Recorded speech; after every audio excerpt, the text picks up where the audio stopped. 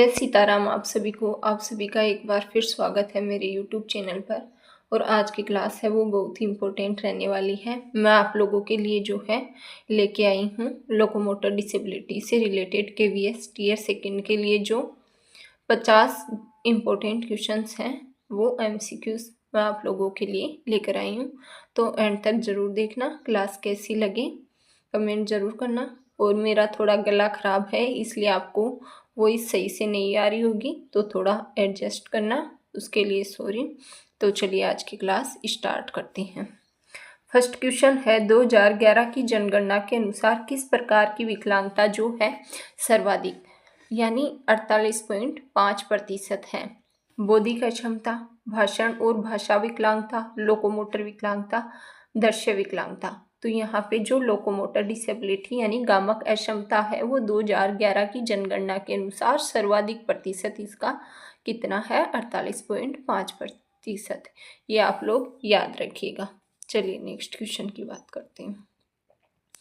Next question यदि हम देखें, एक मिनट दोस्तों। नेक्स्ट क्वेश्चन है निम्नलिखित में से कौन मुख्य रूप से लोकोमोटर विकलांगता से प्रभावित है? मुख्य रूप से लोकोमोटर विकलांगता यानी गामक अक्षमता से यदि हम बात करें तो मुख्य रूप से किसे प्रभावित माना जाता है? केंद्रीय तंत्रिका तंत्र, या उसके अलावा ऑप्शन बी है यहाँ पे दोस्तों शारीरिक संरचना और कार्य प्रणाली, ऑप्शन सी है CNS सकल मोटर और कामकाज, CNS ठीक मोटर और कामकाज। यहाँ पे जो है दोस्तों ऑप्शन बी यहाँ पे राइट हो जाएगा, शारीरिक संरचना और कार्य प्रणाली। गामक अक्षमता जिसे हम बोलते हैं लोकोमोटर डिसेबिलिटी, ये शारीरिक संरचना या कार्य प्रणाली में मुख्य रूप से जो कमी है वो देखने को मिलती है। क्योंकि आप लोगों को पता होगा कि जो गामक अक्षमता है जिस व्यक्ति को होती है वो चलने फिरने में उसे प्रॉब्लम फेस करनी पड़ती है। नेक्स्ट क्वेश्चन देखिए। निम्नलिखित में से कौन सा चलन अक्षमता का प्रकार है? चलन अक्षमता यानी गामक अक्षमता का प्रकार इनमें से एक कौन सा है? मस्कुलर डिस्ट्रोफी, कुष्ठ रोग से ठीक हुआ व्यक्ति, सेरेब्रल पाल्सी, या उपरोक्त सभी। यदि हम बात करें करेक्ट आंसर की तो ये तीनों ही जो है इसके अंतर्गत आते हैं, तो ऑप्शन डी यहाँ पे दोस्तों जो है करेक्ट हो जाएगा। नेक्स्ट क्वेश्चन देखिए। निम्नलिखित में से किस आयु में मस्तिष्क पक्षाघात मुख्य रूप से जो है हमें देखने को मिलता है? मस्तिष्क पक्षाघात जिसे CP सेरेब्रल पाल्सी भी हम कहते हैं, या प्रमस्तिष्क पक्षाघात या मस्तिष्क का लकवा, ये इसके अन्य नाम हैं। यदि हम बात करें तो यह मुख्य रूप से होता है, तो यह जो है दोस्तों जीवन के जो मुख्य प्रारंभिक वर्ष होते हैं उनमें यह अधिक देखने को मिलता है। ऑप्शन ए यहाँ पे करेक्ट हो जाएगा। नेक्स्ट देखिए। निम्नलिखित में से कौन सेरेब्रल पाल्सी से जो है प्रभावित है? ऑप्शन ए यहाँ पे हमें दे रखा है मस्तिष्क की कार्य प्रणाली। ऑप्शन बी की यदि हम बात करते हैं तो है शारीरिक कामकाज। ऑप्शन सी है ए और बी दोनों। ऑप्शन डी है उपरोक्त में से कोई नहीं। सेरेब्रल पाल्सी से प्रभावित पूछा है तो प्रभावित की यदि हम बात करते हैं तो इससे मस्तिष्क की कार्य प्रणाली भी जो है इफेक्ट होती है। उसके अलावा शारीरिक कामकाज, यदि लकवा आ जाता है बॉडी में तो वो शरीर के कामों को भी इफेक्ट करता है, तो ऑप्शन सी यहाँ पे करेक्ट हो जाएगा। चलिए अगला क्वेश्चन। निम्नलिखित में से कौन पोलियोमाइलाइटिस की प्रकृति है? पोलियोमाइलाइटिस की प्रकृति यहाँ पे पूछी है। वायरस संक्रमण, लगातार विकार, संयुक्त सूजन, मोटर नियंत्रण का अचानक नुकसान। तो आप लोगों को पता होगा जो पोलियो है वो वायरस संक्रमण के कारण होता है, तो यहाँ पे ऑप्शन ए है वो करेक्ट हो जाएगा। नेक्स्ट। निम्नलिखित में से कौन सी कोशिका पोलियोमाइलाइटिस वायरस से जो है प्रभावित होती है? जो पोलियोमाइलाइटिस अभी हमने देखा कि एक वायरस से प्रभावित होता है, तो जो कौन सी कोशिका है वो इससे प्रभावित होती है? ऑप्शन ए यहाँ पे है रक्त कोशिका, ऑप्शन बी है मस्तिष्क कोशिका, ऑप्शन सी है उत्तक कोशिकाएं, ऑप्शन डी की यदि हम बात करें तो रीढ़ की हड्डी के आंतरिक हॉर्न सेल।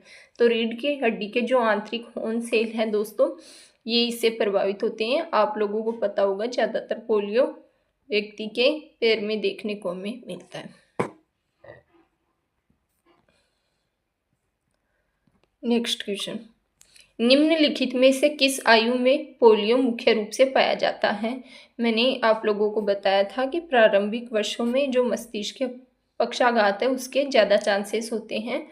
पोलियो भी उसी के एक टाइप में से माना जाता है, तो ये प्रारंभिक वर्षों में अधिक देखने को मिलता है। तो इसका ऑप्शन ए यहाँ पे दोस्तों करेक्ट हो जाएगा, 5 साल तक।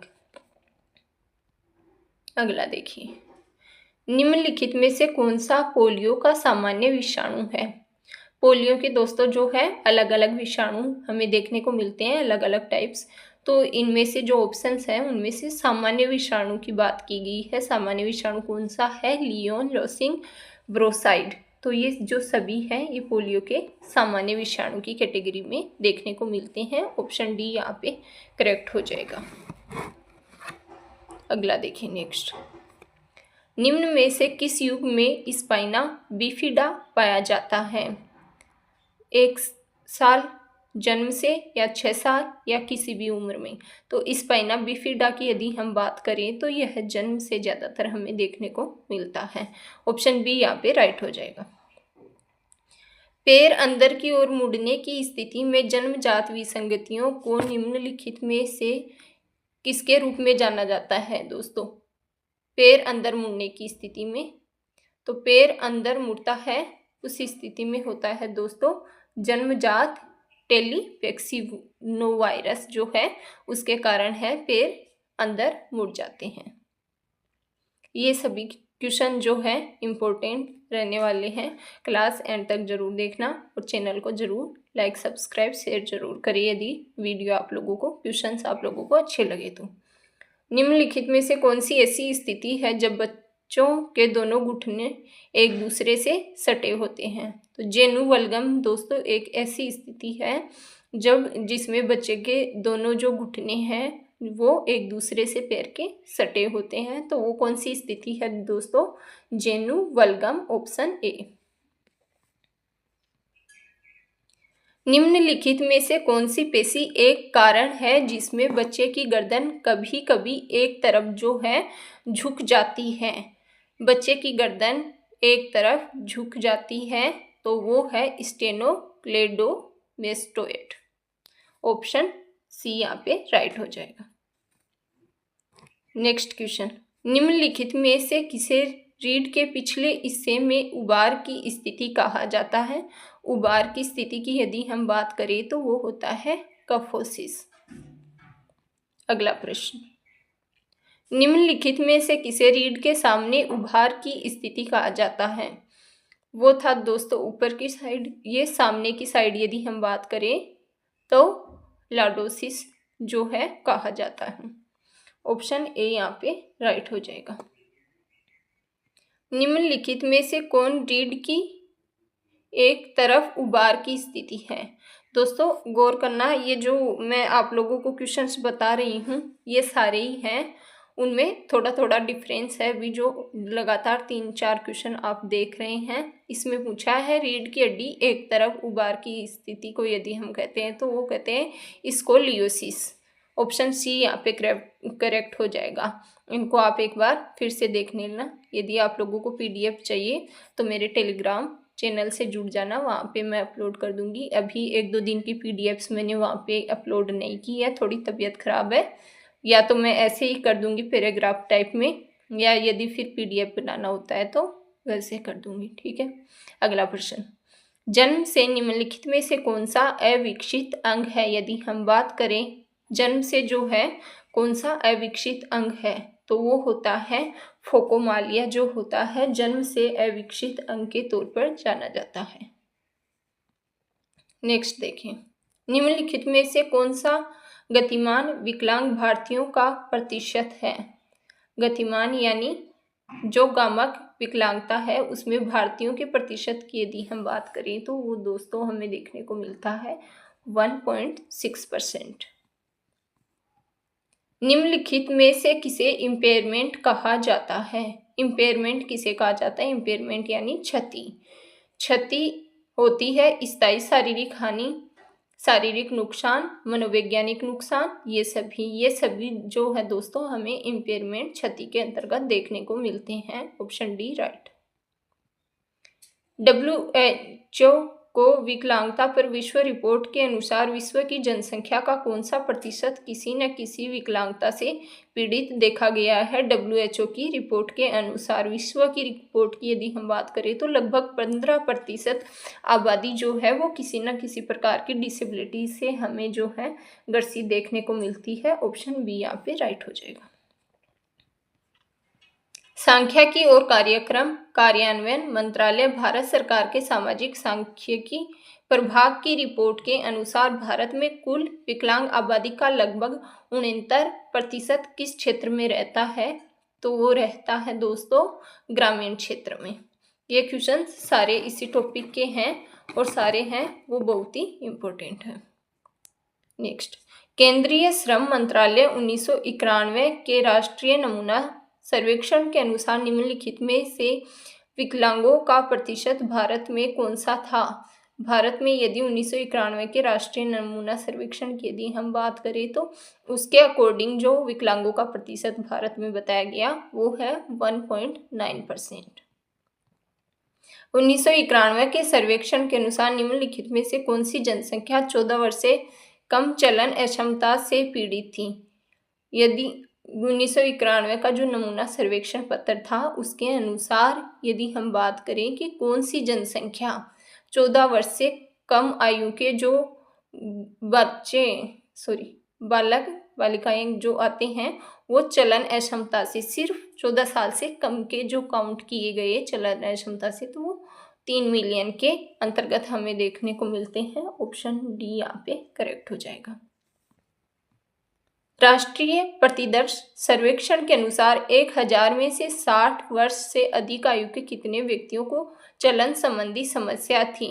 तो वो थी दोस्तों 467 व्यक्तियों को चलन संबंधी समस्या हमें देखने को मिली। निम्नलिखित में से कौन अधिग्रहित विकलांगता के कारण है। यदि हम अधिग्रहित विकलांगता के कारणों की बात करें तो ज़्यादातर है संक्रामक और दर्दनाक, ये दोनों ही देखने को मिलते हैं। ऑप्शन सी है वो यहाँ पे करेक्ट हो जाएगा। अगला नेक्स्ट प्रश्न, निम्नलिखित में से कौन अधिग्रहित विकलांगता का संक्रामक कारण जो है यहाँ पे नहीं है। संक्रामक कारण नहीं है पूछा है। क्षय रोग की यदि हम बात करें तो क्षय रोग और क्रोनिक ऑस्टियोमाइलाइटिस, जीवी सिंड्रोम और विस्फोट।